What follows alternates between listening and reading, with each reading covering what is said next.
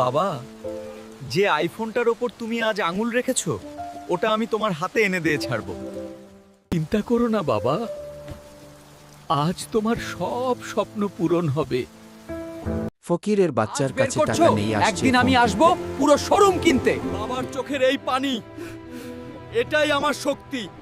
10 কোটি টাকা আমি কামিয়েই ছাড়বো। যতদিন না সফল হচ্ছি এই শরীর থামবে না। প্রাণ গেল, বাবার স্বপ্ন ভাঙতে দেব না। আজ সেই দিন। সময় বদলেছে ম্যানেজার, এবার তোমার দম্ভ ভাঙার পালা। ম্যানেজার, তৈরি হয়ে যাও, তোমার বাপ ফিরে এসেছে। খুব হাসি পাচ্ছিল না সেদিন?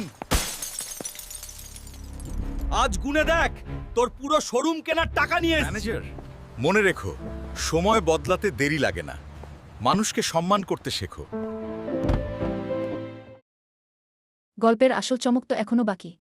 ম্যানেজার কি পারবে ক্ষমা পেতে, নাকি নায়ক নেবে আরও বড় প্রতিশোধ? পার্ট 2 দেখতে চাইলে